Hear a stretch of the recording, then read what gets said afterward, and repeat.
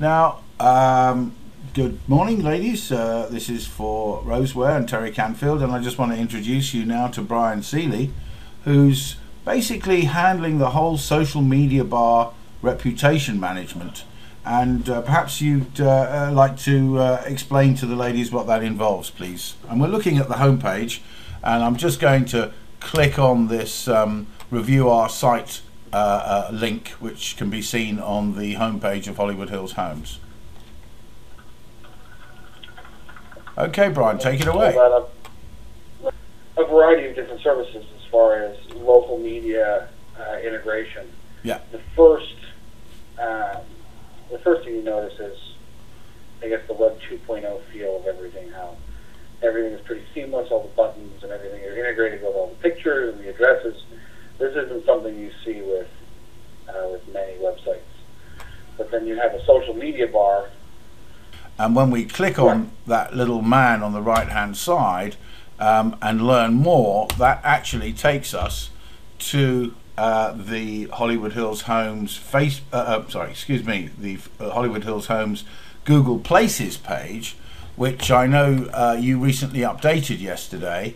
We've got a new, yes, correct. And as well as doing that, you keep an eye on every single review that comes in there. And what we're doing, just to go back, is we're allowing people to write a review, as can be seen over there. Anybody with a Gmail account can write a review, and the whole idea is to get a huge driving force for a local business's profile, and 90% of all the searches come through Google. Yeah. And for certain businesses, it can be higher. So restaurants might be a little lower because people find them on Yelp. But chances are you're going to get clients finding you on Google Local when they're looking for a realtor, whether it be a commercial realtor or just a local, somebody to find you a house. Yeah. Now, a real estate agent might have just their business name. It's what's called the NAP, the name, address, phone number. But if you have extra things, the pictures, the contact info, website, payment methods, hours of operation, additional details, there's all these different things that Google allows you to post on your page. And with those things, you rank higher in Google search, and more people will have more visibility. Now, getting people back there after you've made a sale or introduced them to your product. So say I'm looking for a home in Hollywood Hills. I click on Hollywood Hills Homes on Google Local that I found on my phone. Great, it shows me the website. I'm looking around. This is all snazzy. I'm enjoying myself.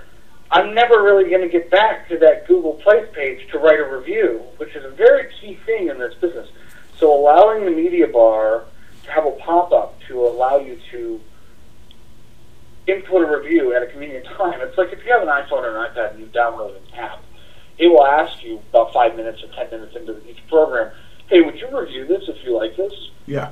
Which is a great way to remind clients that we've provided a free service. All we just want from you is your honest opinions. Exactly, absolutely, and now this is playing an increasingly larger part within the whole search process, because as we can see when we look for Hollywood Hills real estate agent or any of these, a lot of the local places listings are coming up with the websites as well, and obviously those sites that are getting the most positive reviews are those that are going to be coming up top. Am I correct in assuming that, Bryan? Correct. The Google Local drives on an algorithm that includes proximity to the location you're searching. So if you're searching for West Hollywood results will show up first. If there's not enough results in West Hollywood, for example, Tai Chi instructors. Yeah. Maybe there's not very many Tai Chi instructors in West Hollywood, so then it'll pick from the nearby areas. But realtors or plumbers, there's going to be too many. So you don't want to be outside of that circle. Then you need content. It's also about how well your website is built and ranked and monitored. So keywords have to be optimized for what people are looking for, and that changes sometimes. And sometimes they need to be redone every month. Yeah, and that's make really sure you stay on top of it. And that's what Patrick does. Yeah. So you have that, plus the search radius, plus reviews, plus the content on the listing, and plus time will give you a higher ranking. Right. If you don't have those aspects, you're going to lose. Yeah. Now, there was a very important point that we discussed a couple of weeks ago, which is that the ladies have a dry cleaning store, which is an address where they can actually receive mail, and they have a small window box, and that is at within the Hollywood Hills, where the old realtor used to be for Hollywood Land way back in the 20s. It's on that little corner in 90068, straight at the top of Beechwood, or should I say halfway up Beechwood Drive. Now, creating a second places presence for them in that location will give them a higher rank as far as the Hollywood Hills realtor search is concerned, because effectively the current location is outside of the Hollywood Hills. It's in West Hollywood at the Pacific Design Center. Explain how that's going to work when we start doing that for the beginning of 2012, if you would. Well, the idea would be more locations means more exposure, and if you have a new location in a new city, that's going to get you a new set of clientele. It's always better for everybody.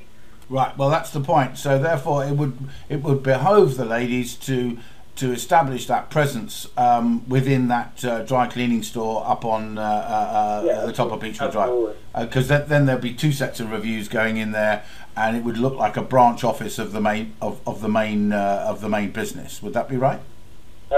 Absolutely. Okay, well, look, Bryan, you've been more than helpful. Thanks very much for enlightening both myself and the ladies, and we look forward to prosperous 2012 with regard to Google Places and the reputation management that you're providing. Well, fantastic. I look forward to it as well. Thank you. Bye-bye for now.